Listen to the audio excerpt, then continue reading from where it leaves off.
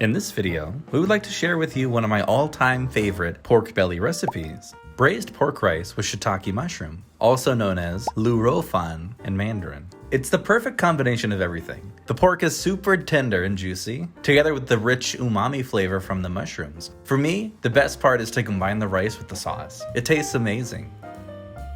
Bear cuisine. All the ingredients are listed on the screen. You'll need 1 shallot and a few eggs depending on how many people you're trying to feed. For the spices, we're going to use a thumb of ginger, 1 cinnamon stick, and 1 star anise. It's highly recommended to use dry shiitake mushrooms instead of the fresh ones. The dried ones have a much stronger aroma and flavor. Just simply soak it in water 2 to 3 hours ahead. For preparation, we're going to make some hard-boiled eggs. They're going to taste amazing after we braise them with the pork, and it's a must-have for this dish. Preparation step 2. Chop the shallot into small pieces, and we're going to fry them in oil until they become golden and crispy. I use 2 tablespoons of oil here. Make sure to keep it on low heat or else the shallot will burn. This step needs more time, but it allows us to prepare the pork belly simultaneously. Chop the pork into thick slices, so that each piece will have a fatty part and then a lean part in between.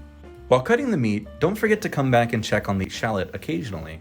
Transfer the shallot into a bowl when it becomes golden. The crispy shallot with the oil will bring so much flavor to this dish. Next, add the pork belly into a pan and cook it at medium-low heat. While waiting for the pork to render, use a spoon to scrape off the ginger skin and then cut into thick slices. Add the ginger to the pork. Add about 3 tablespoons of rice wine. Together with the ginger, that will help get rid of the unpleasant smells from the pork. Mix this well and add a tablespoon of soy sauce. This will give the pork some base flavor. The liquid will eventually evaporate and the grease will come out. Turn the heat to medium-low and let the pork keep rendering. Stir occasionally. You can use this time to chop the mushrooms into small cubes. Remove the stems because it's tough to chew. Let's check on the eggs now. It's been about 10 minutes since the water boiled. Remove the eggs from the heat and leave them in cold water. Peel the eggshells when it's not too hot to handle. When the pork turns to this brown color, remove the grease from the pot. I usually like to leave it in a paper bowl so it's easy to throw away on the second day, once it solidifies. Next, add star anise, the cinnamon stick, and the shiitake mushroom to the pork and stir it well. We're using the remaining pork grease in the pan to slowly fry these things and let them release their aroma. Cook for about 2 more minutes and then add in the shallot oil mix. Also add a tablespoon of sugar, a 1/4 cup of soy sauce, 2 tablespoons of dark soy sauce, and add 3 cups of boiling water to cover everything. Mix this well and bring it to a boil. We need 2 kinds of soy sauces here. One is regular, which will bring the flavor and saltiness, and the other is dark, which will add color and make it look very nice.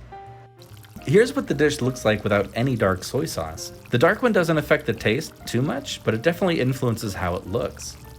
Oh, don't forget to add the eggs in. Cover with the lid and turn the heat to medium-low and cook it for about 30 minutes. At this point, we can start cooking the rice, which will take about the same time as the pork. By the time the rice is done, the pork will also be done. So just go relax while everything is cooking. We used our break during this cook to feed our dog some broccoli for him to have a nice balanced diet. And we're going to add some broccoli to our meal as well. You can boil it in the water, but I just found a lazy way to cook it.